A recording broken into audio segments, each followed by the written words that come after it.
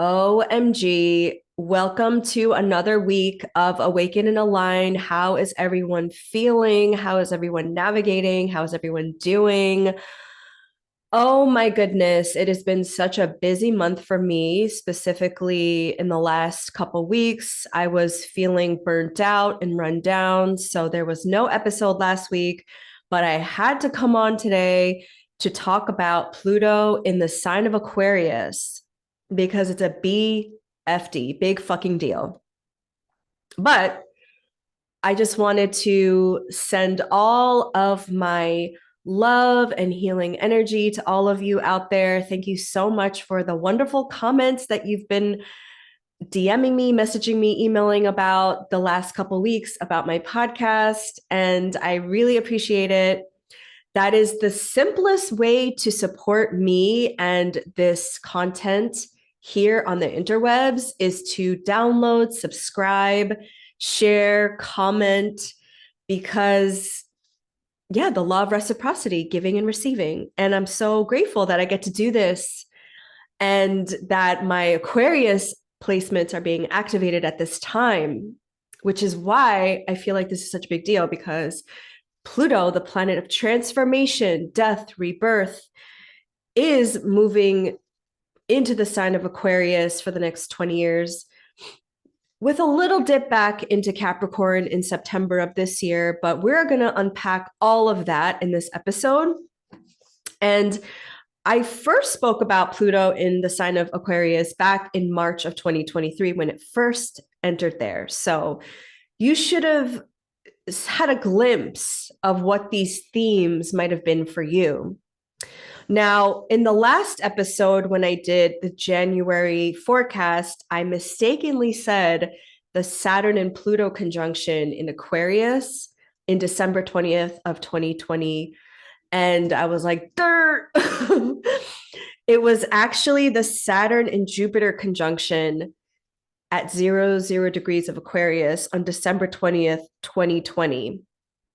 And that is going to be an important reflection point because we are currently experiencing Pluto at 0 degrees of Aquarius. And then come February, we're going to have Venus meet Pluto at 0 degrees of Aquarius. We're going to have Mars meeting Pluto at 0 degrees of Aquarius. And the sun just met Pluto a couple days ago. So the 0 point of your chart in Aquarius is lit up.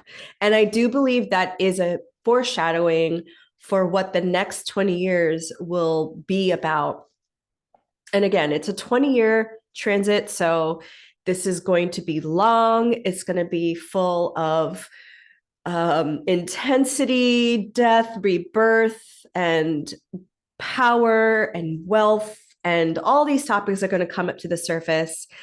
And if you have any Aquarius placements, or if you are an Aquarius rising, sun or moon, stellium, if you are a fixed sign with significant placements in your fixed signs, this is a big deal.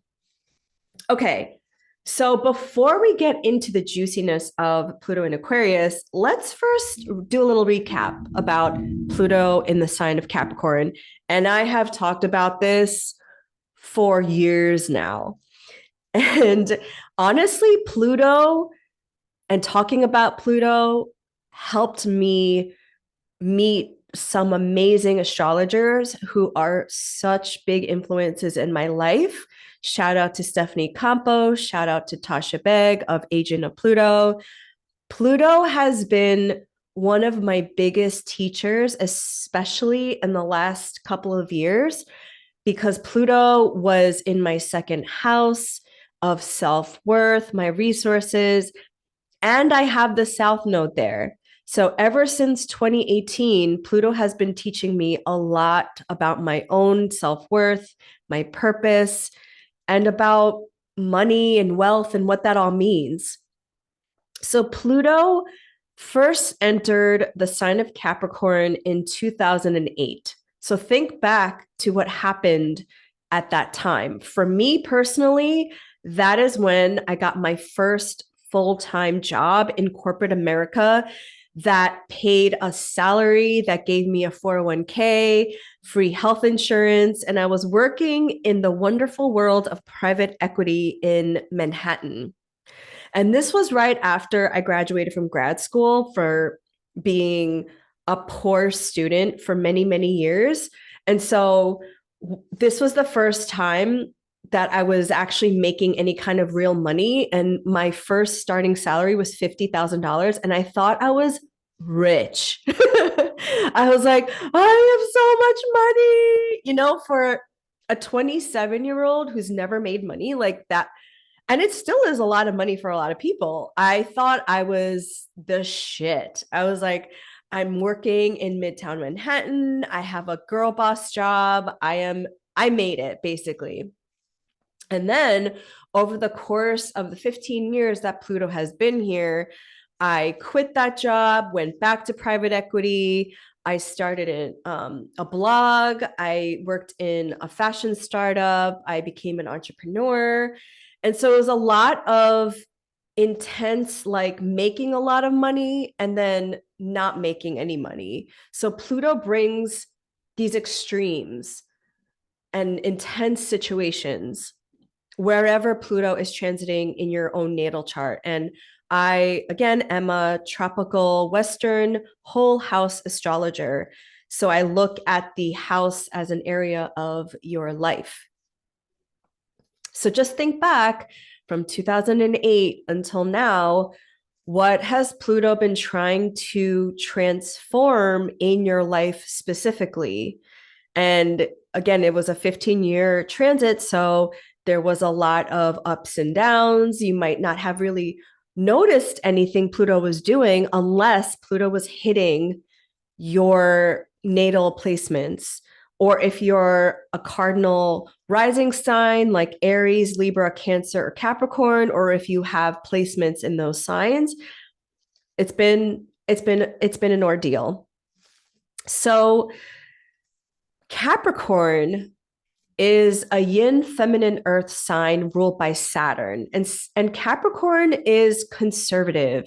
It is upholding the status quo and tradition and family. And it oftentimes has an orientation of looking towards the past. Capricorn for me is like its sister sign Cancer, is all about creation and creativity, but Capricorn specifically is about creating something that is sustainable and aligned to the natural laws of Earth for the long term. And I know a lot of people don't see Capricorn in that way because it's been distorted by capitalism and Capricorn meaning like working hard and climbing up the corporate ladder and girl bossing. But I do believe that is a symptom of patriarchy and capitalism, but not necessarily what Capricorn is all about. I find Capricorns to be the most mystical sign as well. It is the archetype of the half sea goat, half mountain goat. And it is the point of the solstice when the light starts to overcome the darkness. So it is a portal point where Capricorn, again, ruled by Saturn, which is the lord of time and karma, that there is something very mystical about Capricorns. I mean, whenever I meet a Capricorn who is in her spirituality and connection to the divine, they make the most intuitives, psychics. I mean, Tyler Henry, the psychic medium, is I think a Capricorn stellium, if I'm not mistaken. And they are very mystical. And I think they don't get as much credit for that as most people would think. So, Pluto, being in the sign of Capricorn, was asking us to transform our ideas of the status quo, our structures. And Pluto, like the other outer planets, Uranus and Neptune, are collective planets. So this was impacting us in a collective level, and they're generational planets. So you along with your generation have the same sign. So there's a Pluto in Libra generation, which I'm from, which we were meant to transform our relationships and how we relate to people. The Pluto in Scorpio generation, we're meant to transform the ideas of shadow and wealth and money. The Pluto and Sagittarius generation are meant to transform the ideas of belief systems and spirituality. The Pluto and Capricorn generation are meant to transform systems and structures and paradigms. I just popped in a throat lozenge if you were wondering what that sound was. So another point to make about this is that the USA Sibley chart, which was rectified by Ebenezer Sibley, has the United States quote unquote birth chart for July 4th, 1776. And in that chart, the United States Pluto is at 27 degrees of Capricorn.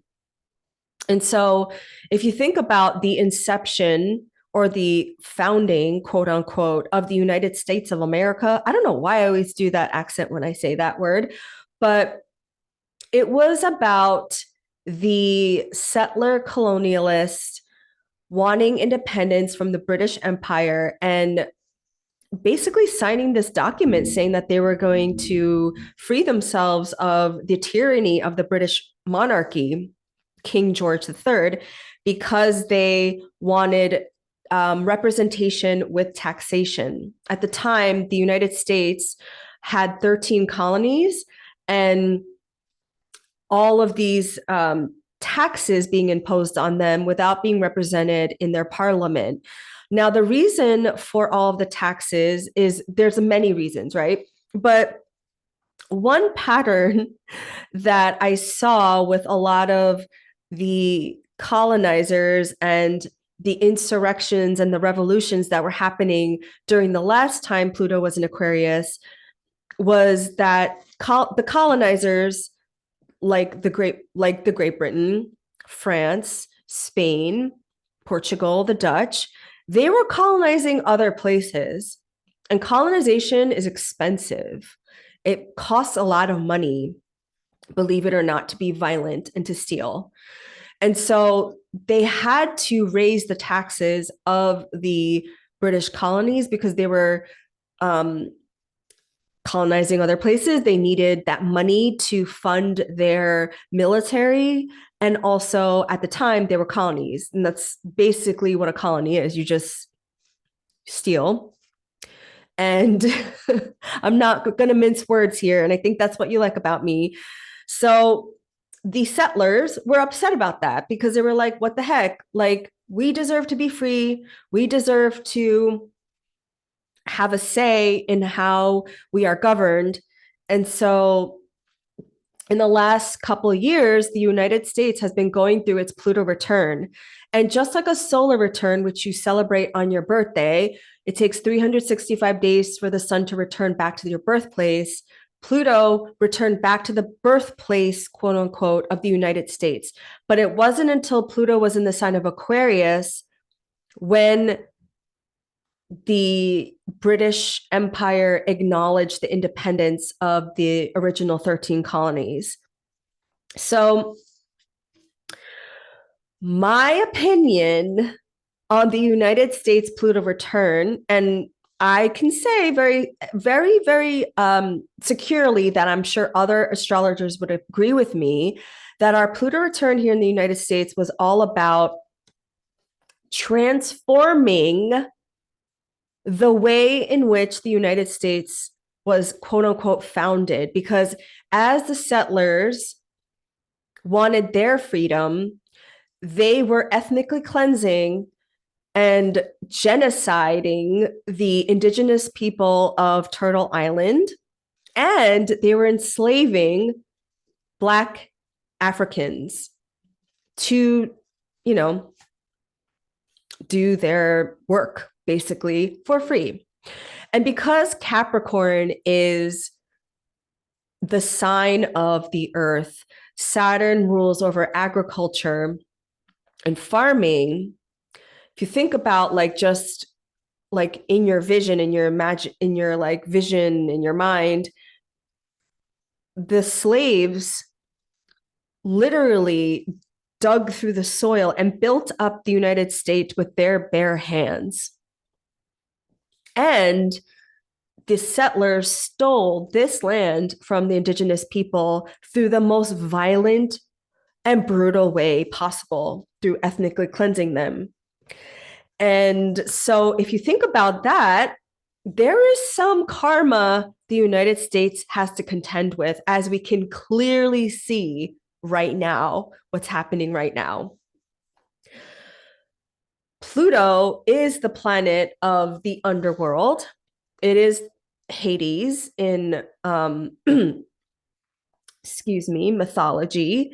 And it is all about going deep into the depths of your personal underworld, our collective underworld, since again, Pluto is a collective generational planet.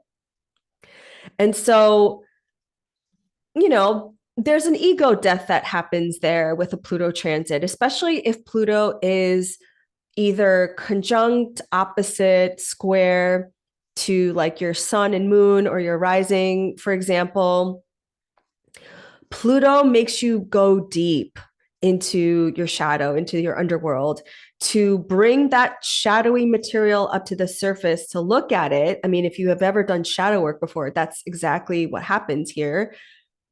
To look at it and say, wow, this is the shadowy material I've been repressing into my unconscious, and that needs to be integrated.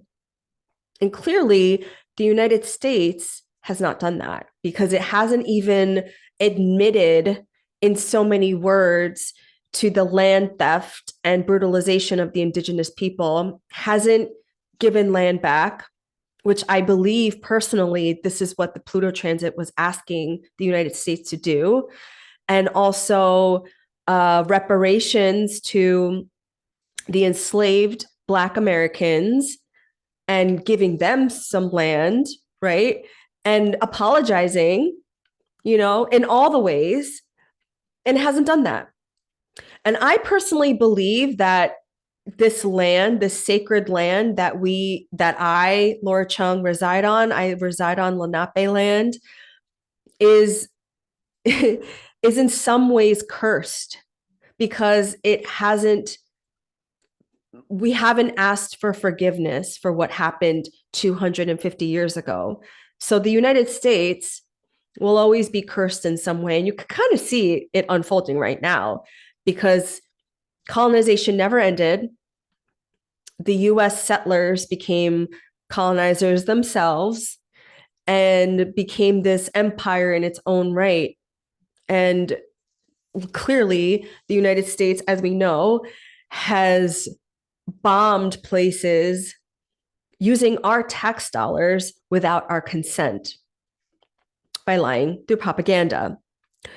I'm bringing all this up because this is all relevant to what's happening now.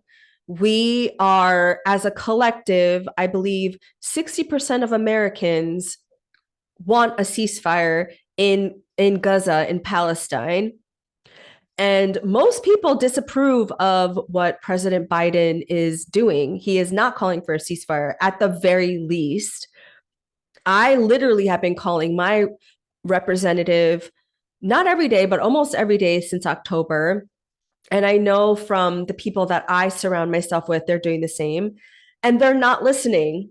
It's literally the same thing that happened to the settlers in 1776 or 1770s when taxation without representation, that is literally what they fought for independence from the British Empire.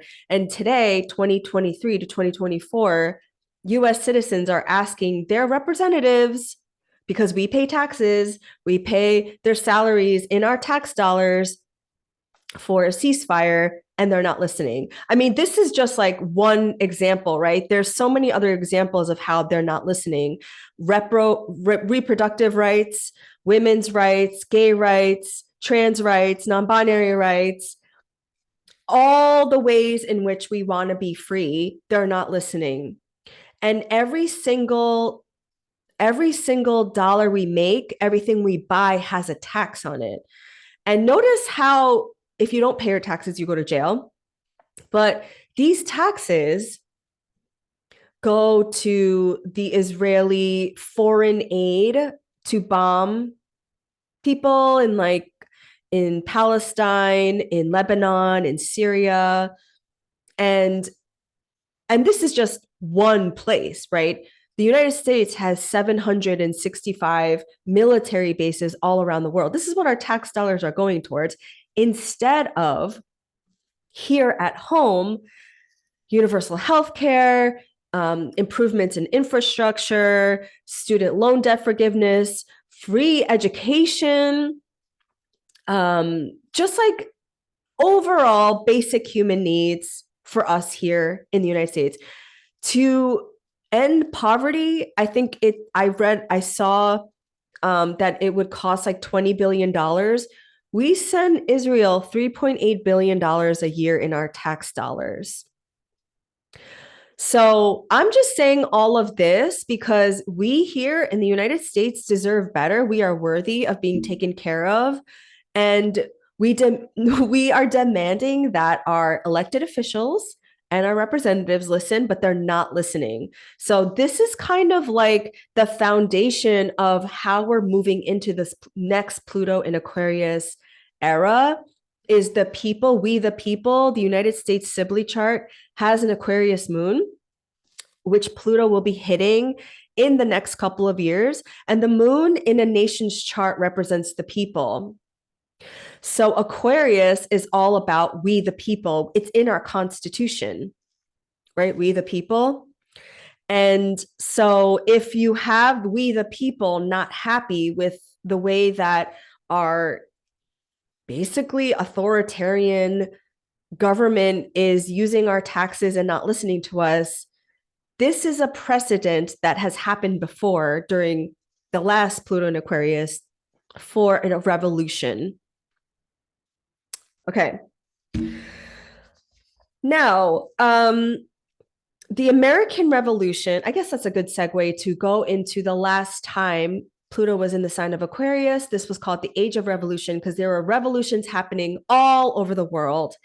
And I'm doing more research on this because I'm creating content for the Slow Factory on TikTok. Make sure to follow because I'm starting a new series called Our Liberation is Written in the Stars. Because if we can track back in history successful revolutions,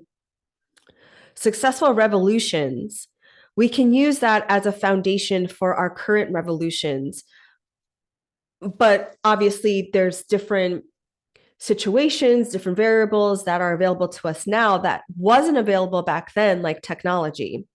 So the American Revolution, I mean, these are like dates based on military action, but add a couple years before, add a couple years after. So the American Revolution was between 1765 and 1783. And like I mentioned, this was the OG insurrection of the United States colonists, the settlers, fighting back against the tyranny of Great Britain, King George III. Because Great Britain was also colonizing like other places in the world. Okay. Now, what I find to be interesting is that on December 20th, 2022, and we were all alive at this point, this was at like the tail end of 2020 during the beginning of the pandemic, was when Saturn and Jupiter were at 0 degrees of Aquarius. And I remember this day because I hosted a circle, but less than a month later, on January 6th of 2021, was the insurrection at the Capitol. So anytime there's a significant conjunction at 0 degrees of Aquarius, it seems to be this revelatory insurrection kind of moment, okay? And I'm bringing that up because, and I'm going to go over more of this in the February forecast.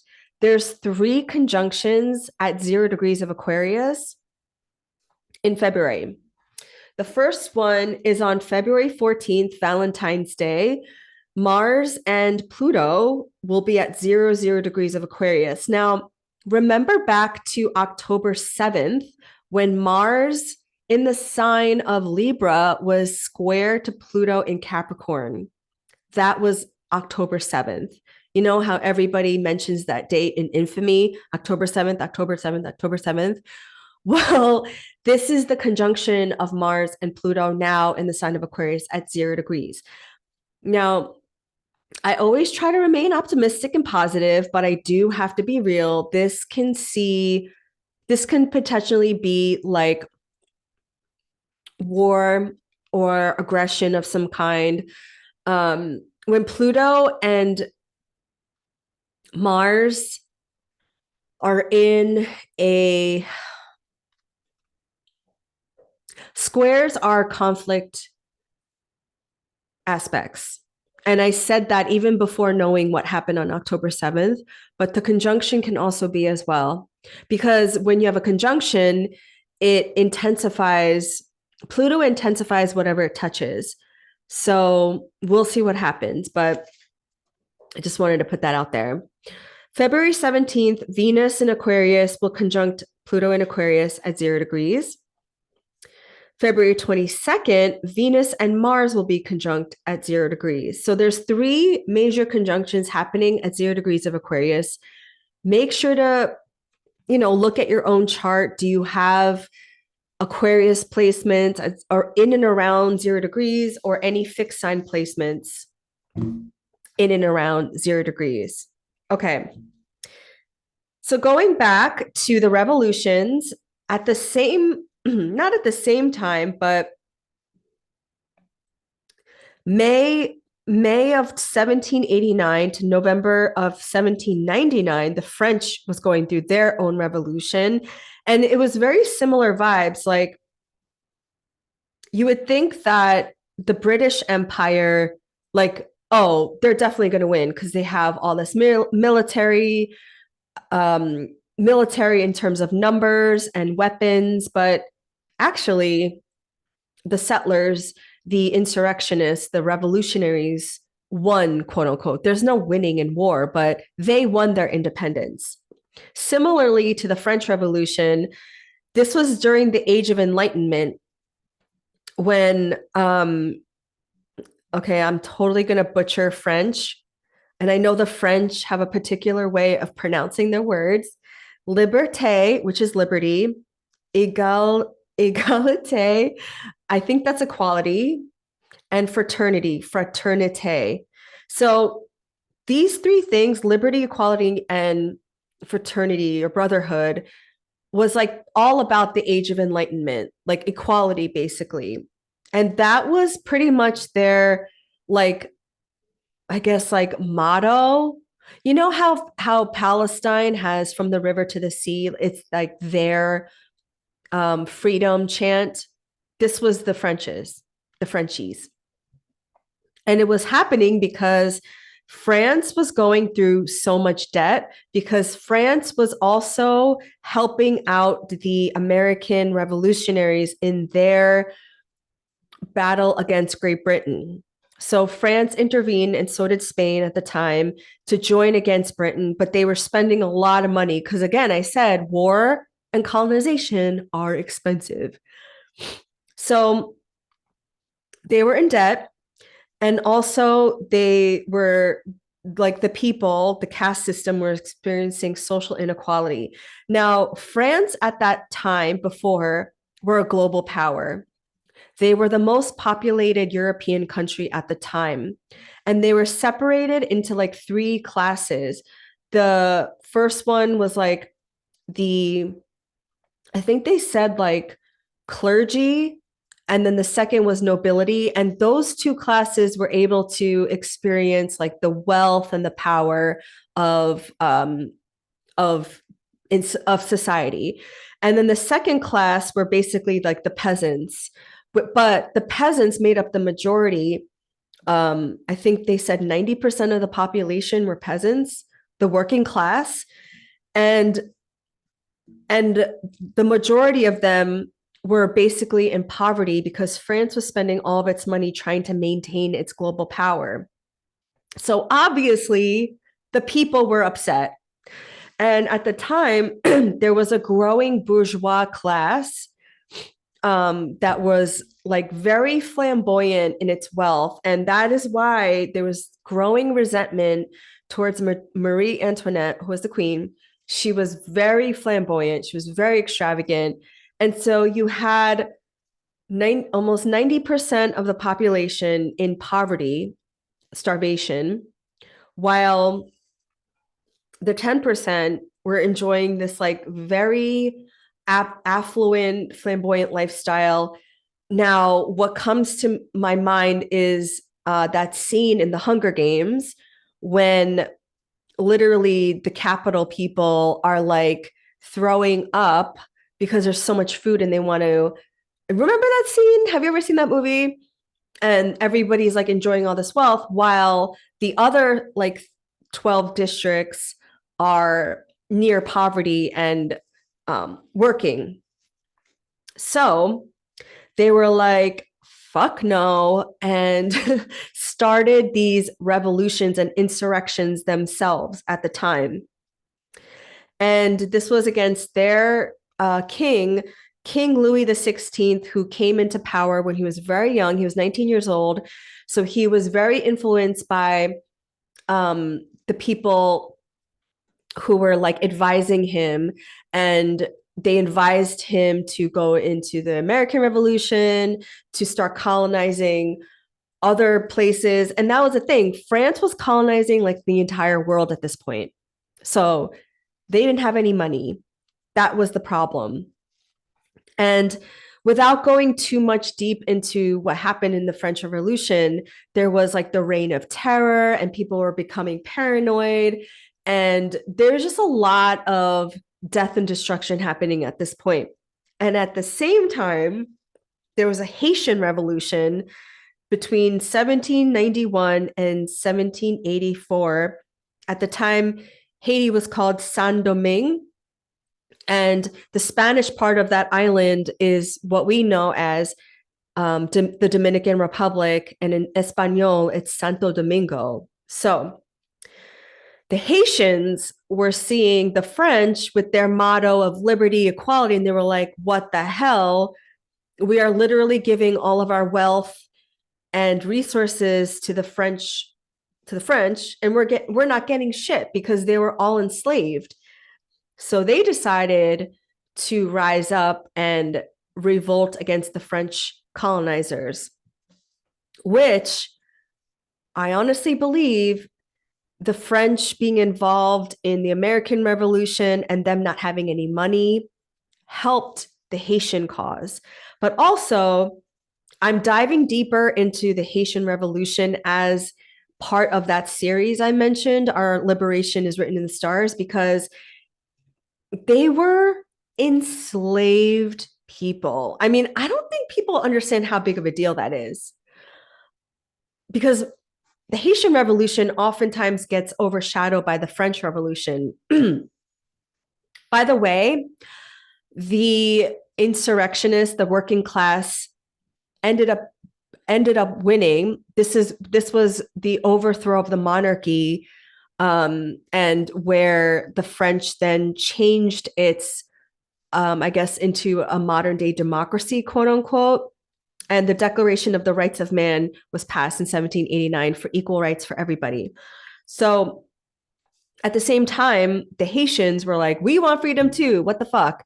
And Haiti was one of the wealthiest countries at the time because of its sheer amount of resources. And I've said this so many times, it's written in my book. You don't colonize a place if there aren't resources there. I mean, that's what's happening in the Congo right now.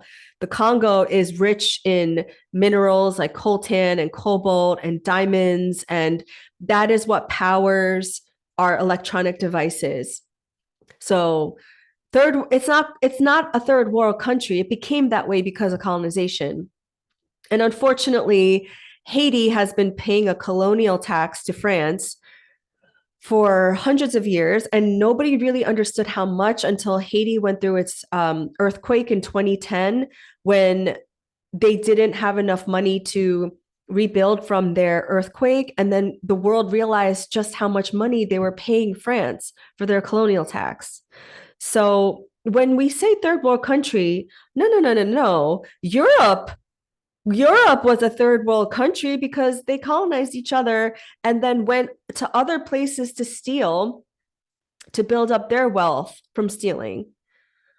That's my 2 cents about that. But these places aren't third world countries. So I really want you to start like deconstructing from your Western mind, because Haiti was very wealthy. And that is why so many different colonizers came to that island to try to extract their resources for themselves.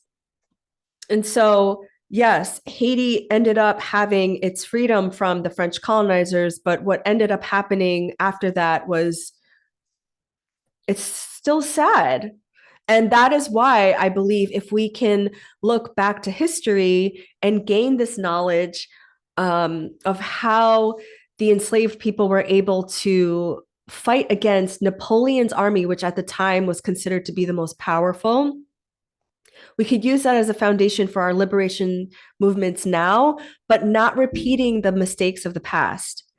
So that's why I bring up the Haitian Revolution. Another revolution that happened towards the end of the Pluto and Aquarius era, which I need to do more research on, which I just found out about, was the Irish Rebellion in 1798. And this was the insurrection against the British Crown. And by the way, I love the Irish. They are always on the right side of history. And excuse me, if you didn't know, Ireland and Scotland have literally been under the fucking boot of the British Empire. And still, Northern Ireland is a part of the UK. And I just watched The Derry Girls with my sister. It's this cute little show. There's 3 seasons on Netflix, and it talks about the time in like the 80s and the 90s when the IRA, the Northern Ireland, resistance movement was happening against the British, and how they ended up calling for a ceasefire and having a peace treaty, but ultimately decided to be a part of the UK because they just didn't want to continue like this violence anymore. But it just goes to show you that so many things that happen currently and like in our recent past happened as a result of things that happened a long time ago. Like that's why it's important to zoom out of these moments to see the whole historical picture of how we got here. And this is why when people keep mentioning October 7th, it really makes me cringe, because I'm like, you have to zoom out of the historical context of an occupation. So every occupation, immediately there's a resistance group. And that resistance group is called a terrorist because they are resisting the oppressor. So this is also why it's important to look back in history, because it really does kind of make you see terrorism in such a different way. Like I consider in a lot of ways the US to be a terrorist state as well. And so pointing the finger at like a small little country like Yemen as a terrorist, sure. In the definition of terrorism, sure, but the US has done far worse. So this is where the US as a whole, as an entity, as a collective, needs to do a lot of introspection. And maybe one episode will go over the US Sibley chart and see the upcoming transits, because Pluto is moving from the second house to the third whole sign house, which the third house is about communication. It's about the neighborhood. And there's just a lot of things in the USA chart that is asking for an ego death, like a rebirth and transformation of what it represents and what it stands for. Because, like, when the founding fathers, quote unquote, declared independence from Britain, and they wrote like "We the people" and "You want freedom, life, liberty, and the pursuit of happiness," they really only meant for white men who could own land. It didn't include women. It didn't include Black, Brown, Indigenous, and people of the global majority, trans, non-binary. So it need this idea of like what liberty, what freedom, what pursuit of happiness means for everybody. It needs to go through a death, you know?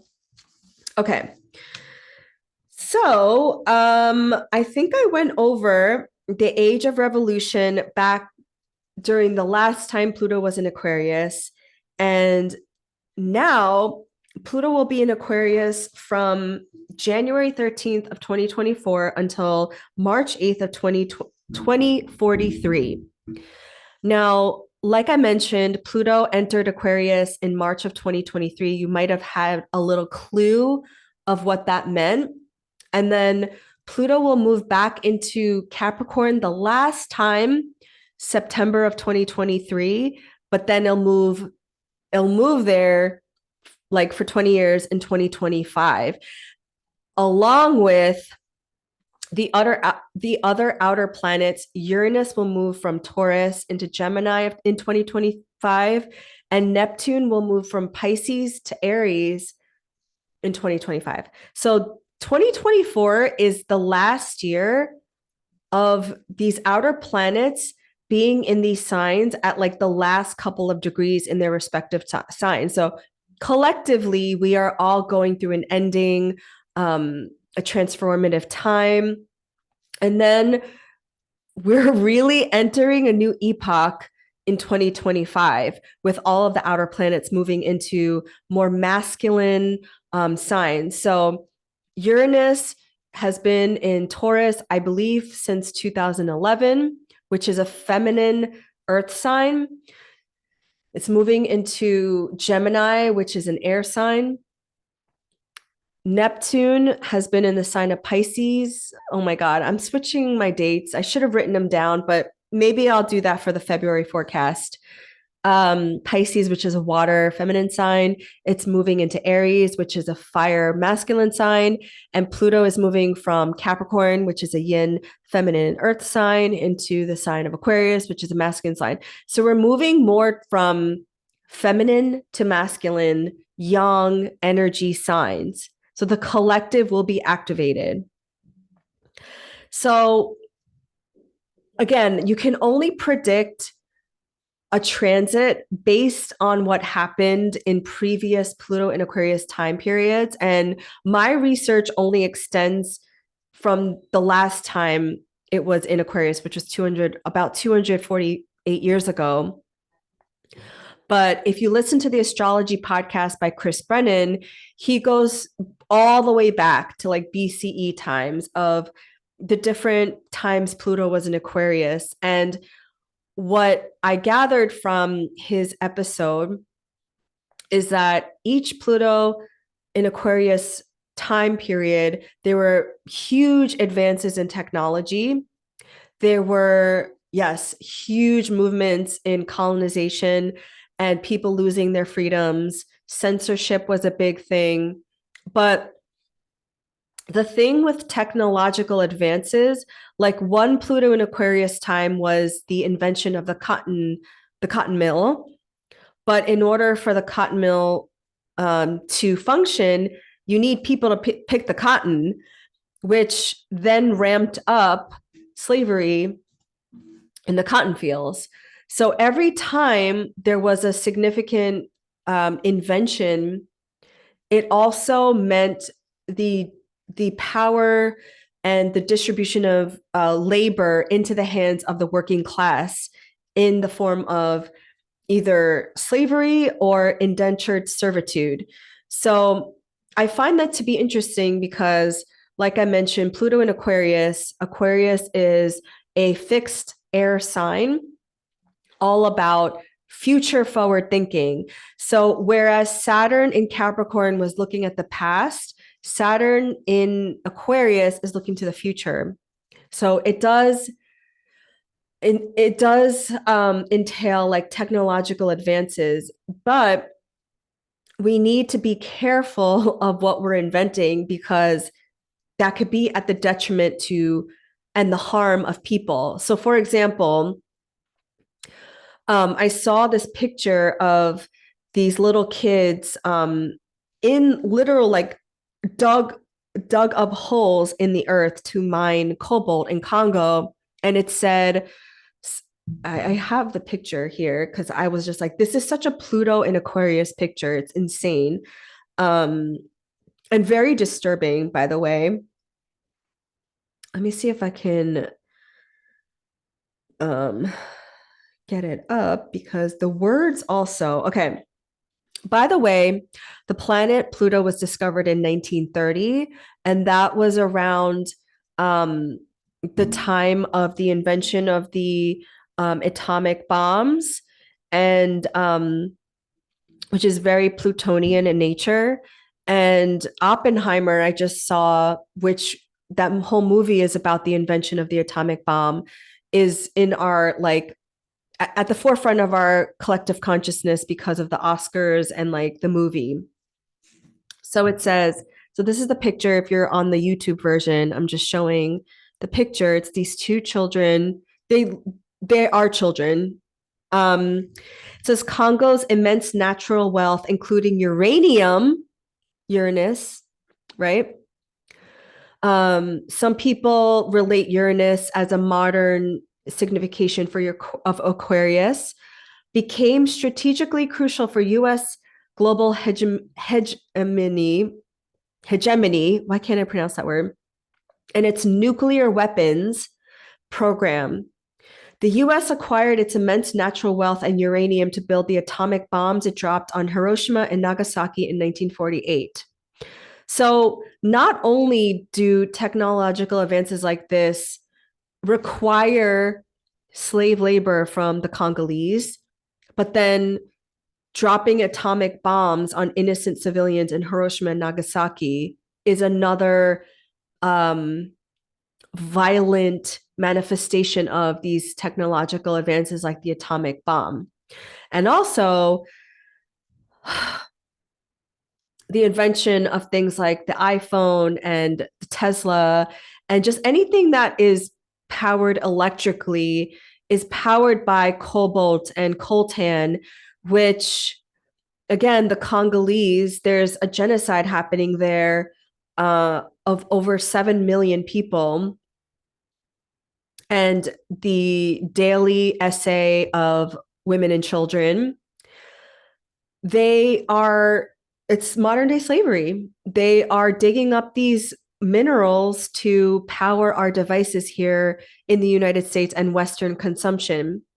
So you have to ask yourself, like, well, no, you don't have to ask yourself. I'm just going to tell you all of the systems of oppression, white supremacy, capitalism, colonization are all interrelated. So if you think that you're not related to Congo or Palestine or Sudan or Hawaii or Puerto Rico, you are. If you aren't, like, if it's not going to impact you directly, you are complicit in it by your consumption and by your tax dollars. And I don't mean to shame you. This isn't like how dare you, but maybe it is how dare you. It's just letting you know that everything is interconnected. And when we understand that everything is interconnected, all of our liberation movements are also interconnected, and we just have to pull the thread. And I personally believe that education is the first step. And I saw this beautiful Instagram post yesterday that I just thought was so relevant to Pluto and Aquarius. It's from Bad School on Instagram. It says, the oppressive world we inhabit is held together by billions of invisible barriers. Barriers is a Saturn keyword that make change seem impossible. A crowded restaurant is made up of 150 people. 150 individual groups that have no connection to each other, separated by these invisible walls, another Saturn keyword. An earthquake strikes, and now the restaurant is a community hall with 1,000 people connected. It is no different on your street, in your city, across the country. The walls are there, and they are waiting to fall. What will shake the earth? Very Uranus and Taurus. Some people say it won't happen until the material conditions are correct.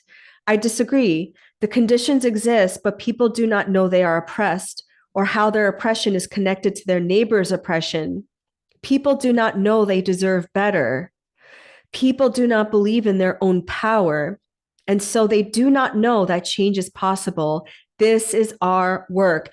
And that is so North Node in Aries, that we have the power within each and every one of us. The revolution begins within us. And I've been saying this to all of my clients, like who've been asking me, like, what do I do? That is a symptom of patriarchy. It's waiting for a father knows best to tell you what to do when you have all the answers inside. So I didn't mean to get all Sagittarius rising preachy on you, but I'm just saying, like, we are living in revolutionary times. It just so happens through whatever divine intervention, synchronicity cycle, karmic cycle, that we're all here together in this timeline, present and aware. And it's not a time to bury your head in the sand. It's a time to be activated, to lean more into your spiritual practices, and to show up with your own gifts for the collective and for yourself. So thank you so much for listening to this very brief, I guess brief, overview of Pluto in the sign of Aquarius, which I will be talking more about in the coming years, obviously, because it is a longer transit. But I hope this gave you some clarity on what we are going through collectively and individually. See you next time.